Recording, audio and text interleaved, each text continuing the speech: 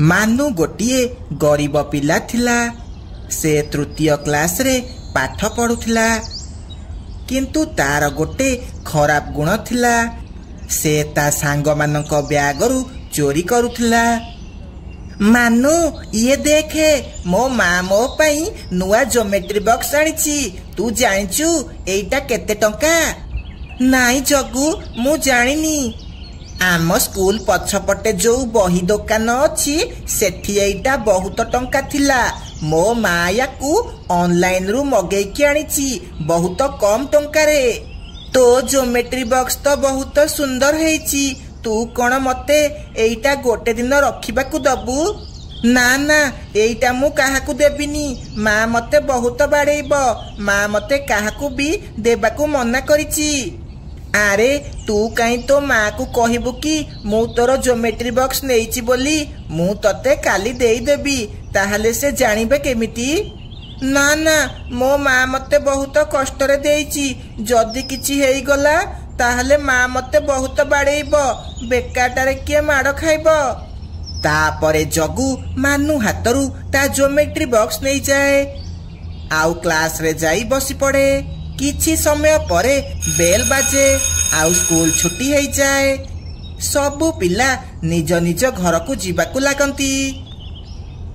बाटरे मानू ता ब्यागरु जगुर geometry box बाहर करे, जहाँकि से जगू ब्यागरु चोरई देइथला। जगू कौन भाविला से मते ज्योमेट्री बॉक्स देबनी बोली मु ताकू गोड़ धरिकी मागिबी? से मते जानिनी। मते जो जिनिस पसंद आसीचे मु ताकू नेकी ही रहे। मते मना कला, आउ मु ताकू चोरई देली। माँ माँ, मो ज्योमेट्री बॉक्स चोरी हेई गला। से मानू मते गोटे दिन पई मो ज्योमेट्री बॉक्स मागुथिला। मु देबाकू मना कली बोली से मो ब्याग रु बोधे चोरी करदेला। से गरीब चढ़ेई पिलार एते साहस। से मो पुओ ब्याग रु चोरी कला। चाले ता रंग आज छड़ेई देबी। से माँ पुओ दुई जण मीनू घर को जीवाकू लागंती। आरे चगू कौन हैला? मानू कौन किछि दुष्टामी कला कि? दिन को दिन ए पिलार दुष्टामी बढ़िबाकू लागिछि। आज मु ए पिलाकू जमारू छाड़ीबिनी। नाई मीनू आंटी, मानू मोर ज्योमेट्री बॉक्स चोरई की नहीं जाइछि। मते मो ज्योमेट्री बॉक्स दरकार, तमे ताठू आनिकी दियो। नाई नाई जगू, तू तो ब्याग आउ थरे चेक करे। मो पुओ चोरी केबे हेले करि नथिबो। आलो मीनू, काईकी मिछ कहूचु? स्कूल सारा समस्ते जानिछंती तो पुओ चोर बोली। आउ तू कहूचु से चोरी करुनी? जल्दी ताकू एठाकू डाके। मीनू मानू को डाके। मानू डरी डरी सेठाकू आसे।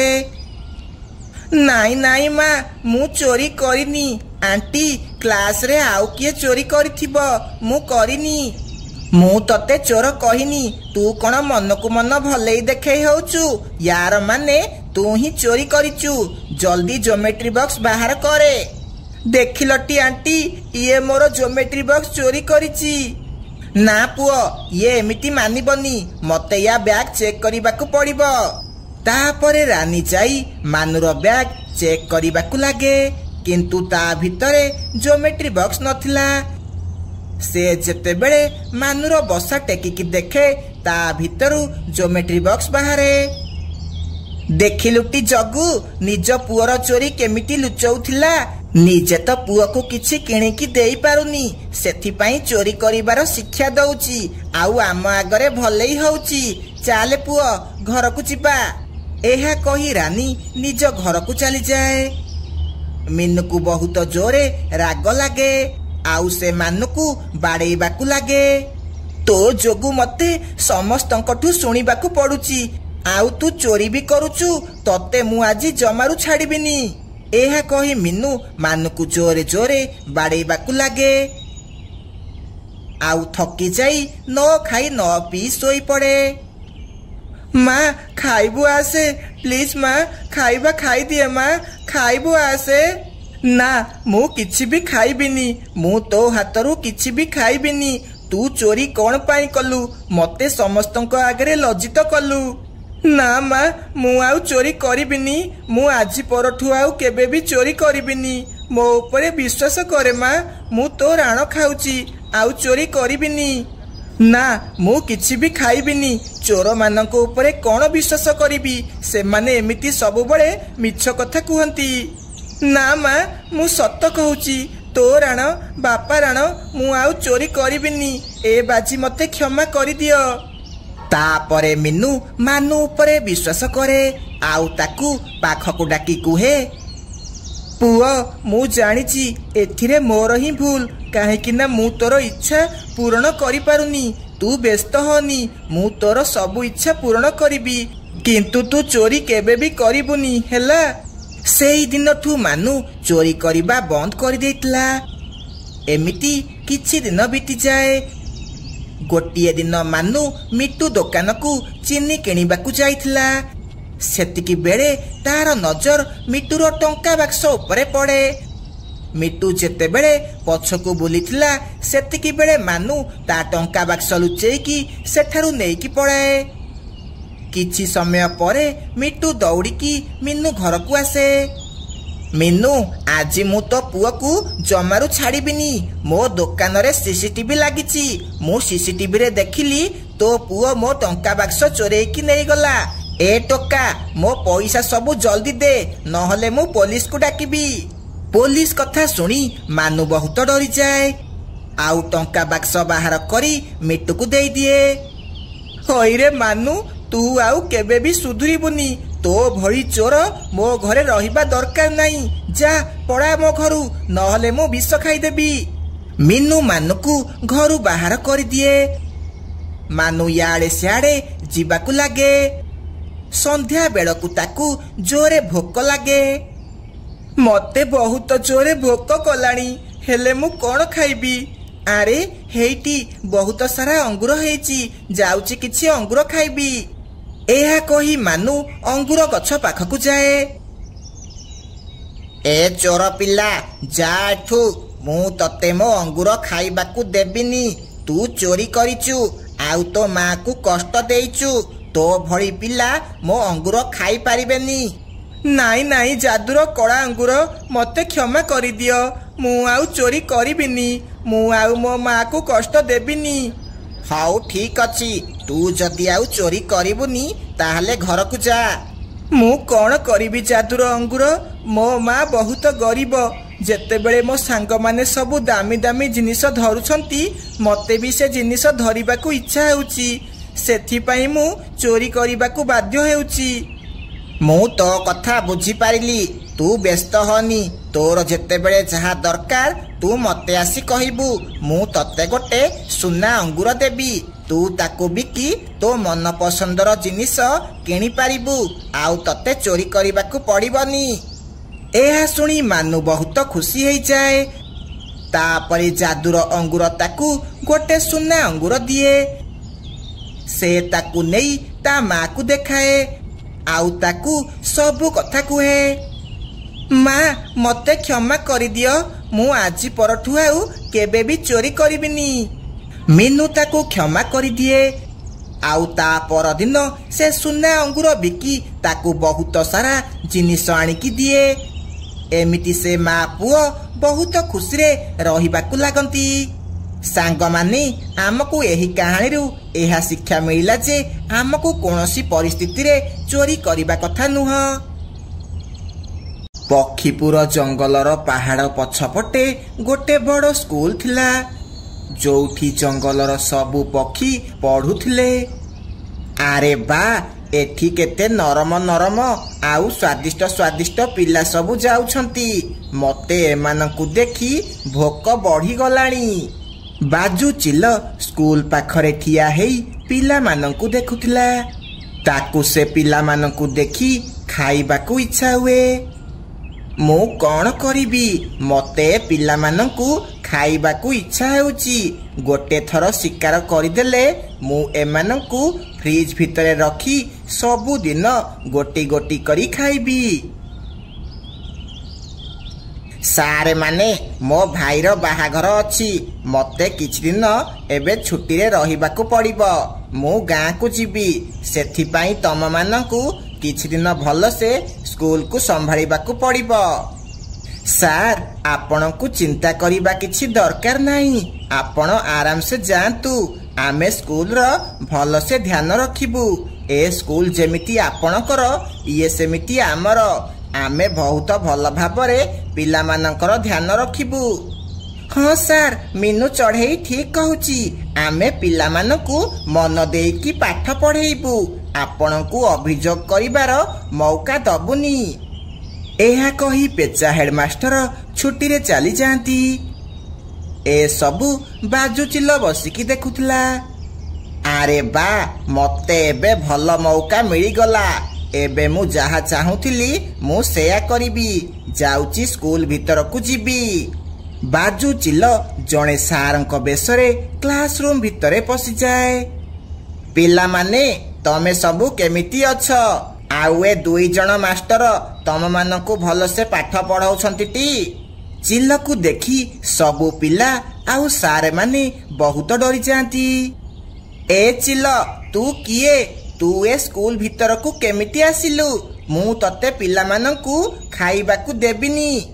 ମୁଁ ତତେ କଣ ପିଲା ଖାଇବା ବାଲା ଶିକାରୀ ଚିଲ ଦେଖାଯାଉଛି? ମୁଁ ବହୁତ ପାଠ ପଢ଼ିଛି, ଆଉ ମୁଁ ଜଣେ ବହୁତ ବଡ଼ ଶିକ୍ଷକ। ପେଚା ହେଡମାଷ୍ଟର ମତେ ସ୍କୁଲ ସମ୍ଭାଳିବାକୁ ପଠେଇଛନ୍ତି। ତୁ ମିଛ କହୁଛୁ। କାଇଁ, ଆମକୁ ତ ପେଚା ହେଡମାଷ୍ଟର କୋଉ ନୂଆ ସାରେ ଆସିବ ବୋଲି କହିନାହାନ୍ତି। ଯା, ପଳା ଏଠୁ, ନହେଲେ ତୋ ସହ ବହୁତ ଖରାପ ହେବ। ଆରେ, ତମେ ମାନେ ମୋ ଉପରେ ବିଶ୍ୱାସ କର। ମୁଁ ପେଚା ସାରଙ୍କ ଦୂର ବନ୍ଧୁ। ସେ ମତେ ପଠେଇଛନ୍ତି। ଯଦି ତମର ବିଶ୍ୱାସ ହେଉନି, ତାହେଲେ ମୁଁ ପେଚା ସାରଙ୍କୁ ଫୋନ କରୁଛି, ଆଉ ତାଙ୍କୁ କହିବି ତମ 2 ଜଣଙ୍କୁ ସ୍କୁଲରୁ ବାହାର କରିଦେବା ପାଇଁ। ନାଇଁ ନାଇଁ, ମତେ ବହୁତ କଷ୍ଟରେ ଏ ଚାକିରି ମିଳିଛି। ତମେ ଏମିତି କରନି। ତାହେଲେ ଠିକ ଅଛି, ତମେ 2 ଜଣ ପିଲାମାନଙ୍କୁ ପାଠ ପଢ଼ାଅ। ମୁଁ ସ୍କୁଲର ଅନ୍ୟ କାମ ସମ୍ଭାଳି ଦେବି। ଏହା କହି ବାଜୁଚିଲ ହେଡମାଷ୍ଟରଙ୍କ ଅଫିସ ରୁମକୁ ଯିବାକୁ ଲାଗେ। ମତେ ଚିଲ ଉପରେ ସନ୍ଦେହ ହେଉଛି। ଇଏ କେତେବେଳେ ବି ପିଲାଙ୍କ ଉପରେ ଆକ୍ରମଣ କରିପାରେ। ଆମକୁ ପିଲାମାନଙ୍କୁ ଚିଲଠୁ କେମିତି ନିଜକୁ ବଞ୍ଚେଇ ପାରିବେ ସେଇଟା ଶିଖେଇବାକୁ ପଡ଼ିବ। ଆଉ ଯେତେବେଳେ ପେଚା ସାରେ ଆସିବେ, ସେତିକି ବେଳେ ଏ ଚିଲର ଅସଲ ଚେହେରା ସାମ୍ନାକୁ ଆସିବ ହେରି। ତୁ ତ ଜାଣିଛୁ ମିନୁ ଚଢ଼େଇ, ଆମକୁ ଏ ଚାକିରି କେତେ କଷ୍ଟରେ ମିଳିଛି। ଆମକୁ ସେ ଚିଲ ଉପରେ ଭରସା କରିବାକୁ ପଡ଼ିବ, ନହେଲେ ସେ ପେଚା ସାରଙ୍କୁ କହି ଆମକୁ ଏ ସ୍କୁଲରୁ ବାହାର କରିଦେବ। ତାପରେ ସେ 2 ଜଣ ମିଶି ପିଲାମାନଙ୍କୁ ପଢ଼େଇବାକୁ ଲାଗନ୍ତି। ଏମିତି 2 ଦିନ ବିତିଯାଏ। ତା ପରଦିନ ସକାଳୁ ବାଜୁଚିଲ ମିନୁ ଆଉ ମିଟୁକୁ ହେଡମାଷ୍ଟରଙ୍କ ଅଫିସକୁ ଡାକେ। କାଲି ପେଚା ସାରଙ୍କ ଭାଇର ବାହାଘର, ସେଥିପାଇଁ ମତେ ବି ଯିବାକୁ ପଡ଼ିବ। କାହିଁକି ନା ମୁଁ ତାଙ୍କର ମାମୁଁ ହେବି। ସେଥିପାଇଁ କାଲି ସ୍କୁଲ ଛୁଟି ରହିବ। ତମେ 2 ଜଣ ଆଉ ପିଲାମାନେ କେହି ବି ଆସିବନି। ତାହେଲେ ମୁଁ ଏବେ ଯାଇ ପିଲାମାନଙ୍କୁ ଏ କଥା କହିଦେଉଛି। ନା ନା, ଏ କଥା ମୁଁ ନିଜେ ଯାଇ ପିଲାମାନଙ୍କୁ କହିବି। ପିଲାମାନେ ଛୋଟି କଥା ଶୁଣି ବହୁତ ଖୁସି ହେଇଯିବେ। ଏବେ ତମେ 2 ଜଣ ଘରକୁ ଯାଅ। ସାର୍, ଆପଣଙ୍କର ବହୁତ ବହୁତ ଧନ୍ୟବାଦ। ମୁଁ ବହୁତ ଥକି ଯାଇଥିଲି। କାଲି ଛୁଟିରେ ମୁଁ ଦିନଯାକ ଆରାମ କରିବି। ଏହା କହି ମିଟୁ ଆଉ ମିନୁ ଚଢ଼େଇ ନିଜ ନିଜ ଘରକୁ ଚାଲିଯାଆନ୍ତି। ବାଜୁଚିଲ କାଲିର ଛୁଟି ବିଷୟରେ ପିଲାମାନଙ୍କୁ କିଛି ବି କୁହେ ନାହିଁ। କାଲି ଯେତେବେଳେ ପିଲା ସ୍କୁଲ ଆସିବେ, ସେତେବେଳେ କୌଣସି ସାର୍ ନଥିବେ।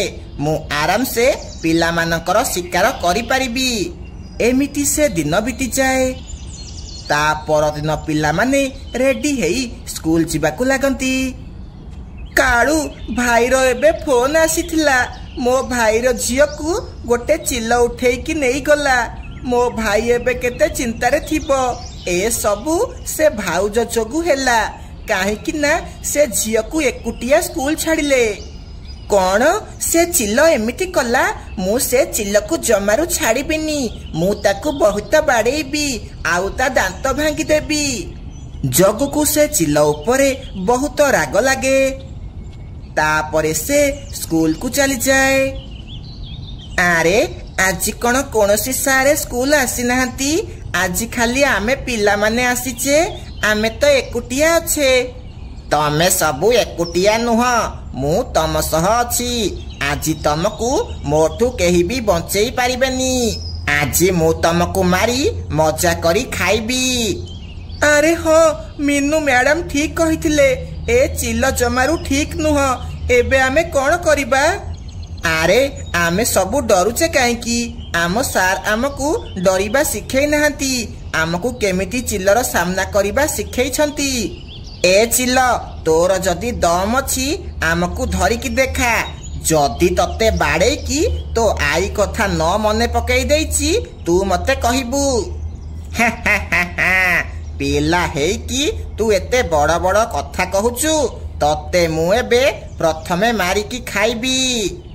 अरे सांग माने आमे चिल्ल को केमिति मारिबा ये तो हमको मारिकी खाइदब।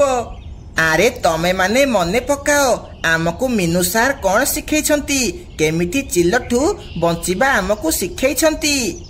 सुन तमे सबू पिला अछ जदि चिल्ल तमको आक्रमण कला ताहले तमे सीधा ता लांज को जाबुड़ी की धरी देब आउ ताकू जोरे जोरे भिड़ीबाकू लागिब जहा द्वारा ताकू बहुत कष्ट हेब। तापरे तमे आराम से सेठू पळेई पारिब। मीनू कहिथिबा कथा सबू पिलांकर मने पड़ी जाए। जग्गू न डरी बाजू चिल्ल पाखकू जाए आउ ता लांज धरी जोरे जोरे भिड़ीबाकू लागे। हे बोऊ मो लांज लो मो लांज छाड़ी दे कहूची मते बहुत कष्ट हेउची। जग्गू किंतु जोरे जोरे लांज भिड़ीबाकू लागे। सेतिकी बेले टिकी जाई गोटे बड़ रस्सी नेकी आसे आउ समस्ते मिसी बाजू चिल्लकू बांधी दियंती। चाल सांग माने ये एबे हमर किछि भी करि पारिबनी बाड़ा याको मिसिकी। तापरे समस्ते मिसी बाजू चिल्लकू जोरे जोरे बाड़ेइबाकू लागंती। एमिति बाड़ेई बाड़ेई ताकू जीवनरू मारी दियंती।